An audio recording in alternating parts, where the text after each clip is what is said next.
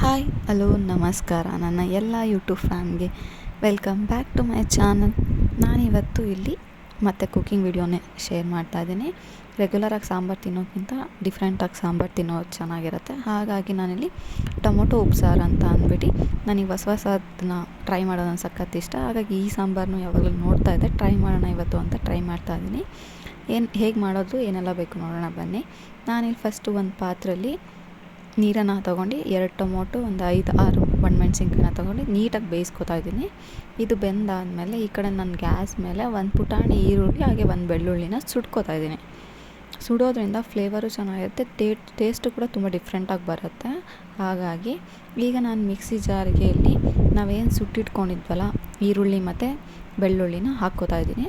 ಹಾಗೆ ಹಸಿ ಈರುಳ್ಳಿ ಮತ್ತು ಬೆಳ್ಳುಳ್ಳಿ ಕೂಡ ಹಾಕ್ಕೋತಾ ಇದ್ದೀನಿ.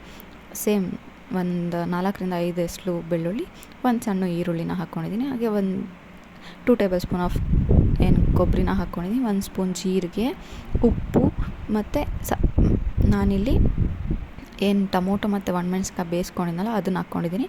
ಹಾಗೆ 1 ಸ್ಪೂನ್ ಅಕ್ಕಿನ ನೆನೆಸಿ ಇಟ್ಕೊಂಡಿದ್ದೆ, ಅದನ್ನು ಕೂಡ ಹಾಕ್ಕೊಂಡು ನುಣ್ಣಗೆ ರುಬ್ಕೋತಾ ಇದ್ದೀನಿ. ಇಲ್ಲಿ ನಾನು ಸಪ್ರೇಟ್ ನೀರು ತೊಗೊಂಡಿಲ್ಲ, ಟೊಮೊಟೊ ಬೇಯಿಸ್ಕೊಂಡಿದ್ದು ನೀರಿತ್ತಲ್ಲ ಅದನ್ನೇ ಹಾಕ್ಕೋತಾ ಇದ್ದೀನಿ.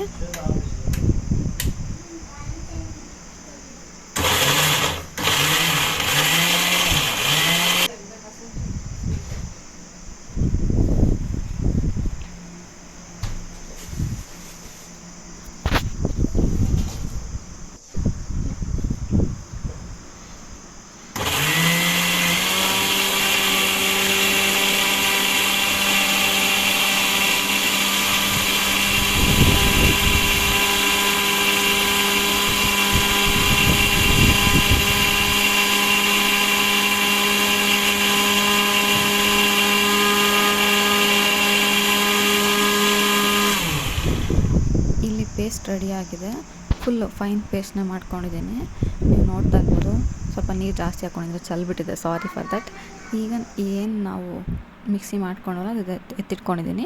ಈಗ ನಾನಿಲ್ಲಿ ಒಂದು ಪಾತ್ರೆಗೆ 1-2 ಟೇಬಲ್ ಸ್ಪೂನ್ ಆಫ್ ಆಯಿಲ್ನ ಹಾಕ್ಕೊಂಡಿದ್ದೀನಿ. ಆಯಿಲ್ ಬಿಸಿ ಆದಮೇಲೆ ಸಾಸಿವೆ, ಜೀರಿಗೆ, ಕರಿಬೇವು, ಬೆಳ್ಳುಳ್ಳಿ ಮತ್ತು ಸ್ವಲ್ಪ ಇಂಗನ್ನು ಹಾಕಿ ನೀಟಾಗಿ ಬಾಡಿಸ್ಕೊತಾ ಇದ್ದೀನಿ.